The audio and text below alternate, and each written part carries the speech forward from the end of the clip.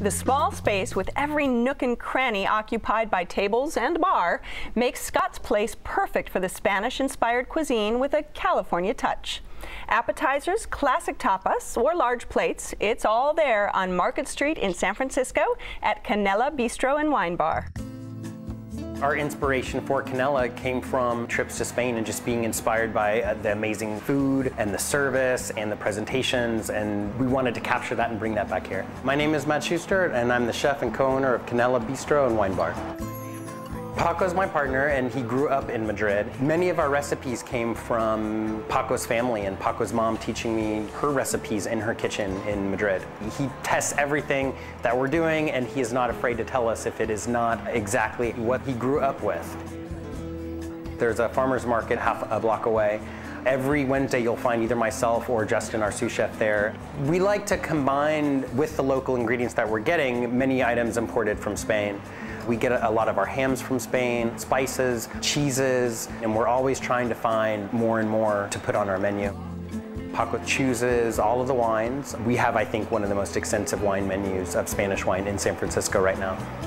Most of our business is really comprised of the people who live around in the neighborhood, folks that we see sometimes even 3 times a week, which is great. When the folks who are dining here are having a great time and they love the food and the atmosphere, then we're the happiest people in the world. All right, Scott, let's talk Spanish cuisine. I'm a huge fan of Spanish anything, Spanish wine, Spanish cuisine. Well, you know, there aren't, if you think about it, for all the Spanish-speaking people in the Bay Area, there aren't a lot of Spanish restaurants. And so when this one opened up on Market Street in a space that had been a pizza joint for many, many years. About 3 years now, right? Yeah, it's been about 2.5, 3 years, exactly. You know, we were eager to go there, and we've been back many times. It's sort of intimate. You're right, it's packed, but you don't feel like people are on top of you. It's obviously Spanish-inspired, but like a lot of restaurants in the Bay Area, it sort of has its own local California twist. I really like the garlicky prawns, the gambas. Very good. They're kind of seared on the grill, and they prepare them differently depending on when you go. When we were there, they had a spicy tomato sauce with them. I love the calamari. They grill it, and sometimes it's stuffed with different things, but it's on top of, usually on top of a little bit of frisee, lettucey kinds of thing. And they won't have it if it's not fresh. One night we were there, they didn't have it. They said because they didn't come in with the fishermen. And what did you have when you went, Chris? They had almejas, which are these clams. It's my new favorite clam dish I've ever had. It's like filled with lemon, white wine, garlic, and then they cook it with fennel too. I also had the garlicky prawns. They were very good. Me and the person I was eating with, we had an argument over which was better, and we had to ask for more bread because we wanted to get all of the Sop it all up. Yeah. And Joan, what was your experience? We were not. Look at her. She's She's pulling her punches. I have a bias in my heart for Spanish food. I've been to Spain twice. Yep. I was looking for paella, and there was no paella. We were very sad about that.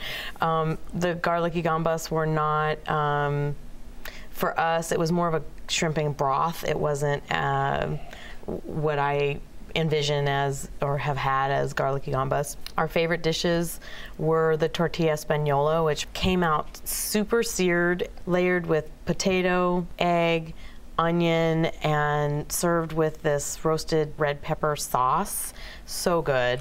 And then the stuffed peppers, piquillo pimientos, stuffed with like a goat cheese that seemingly had been mixed with green onion and Spanish spices, and then baked, smothered in this pepper sauce. It was definitely spicy, and they were piping hot, delicious, probably the best I've ever had. And we just kept asking for more bread because it was so good. The bread was so fresh. The bread was so fresh and so good.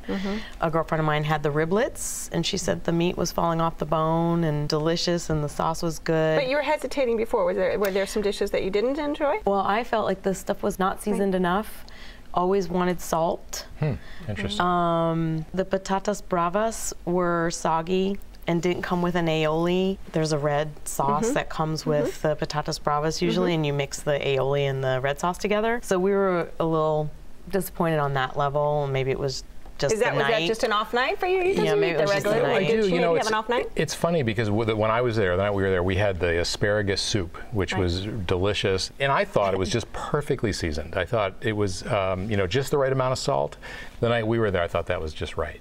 And what other dishes did you have? That I had the piquillo peppers as well. So I also had the croquetas de jamón, which were very good. It's made with the bechamel sauce. They were like very cheesy and hammy, I guess. Right. They were very good and crunchy. They also had a lamb kebab that night. That was very good. It tasted like it had been marinated for a while, and it was just like fresh off the grill. Let's talk a little bit about wine, because we were talking about We wine. were, yeah. And I'm Great wine list. Spanish wine is one of my passions. Yep. And they have a lovely, it's not large list. It's not large, but there were a number of good bottles for $35, $28, $35, $40, $50.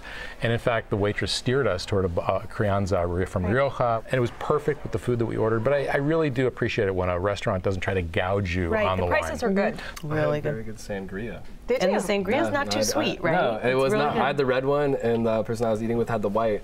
The white one was very fruity. The red one was very subtle, I guess, as a sangria. And that's a great way to go. Yeah. Sangria. All right, now let's get to the churros. Churros.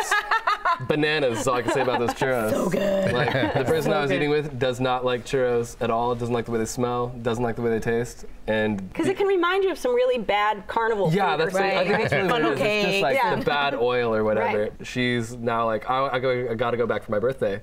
She wants the churros. Yeah, and like we don't eat dessert like a lot now. Now this is the thing because it came with the dulce de leche and the chocolate sauce, The dipping sauces. and like if you go with both on there, oh, it's crazy. They're super light, super Yeah. flaky, but crispy at the same time, and just like you can just have cinnamon and sugar all over your hands. when you're Yeah. done. We didn't have the churros, but we ordered the crema catalana, which is a Spanish creme brulee, which was fantastic. We've had candied ginger on top of it, and then we ordered the arroz con leche, the rice pudding. Fantastic. I mean, I would have that for any meal: breakfast, lunch, dinner. All right, this is your spot, Scott. Wrap it up for us. All right, if you're looking for great tapas, sangria, wine, great dishes to share at a great price, check out Canela. All right, Chris.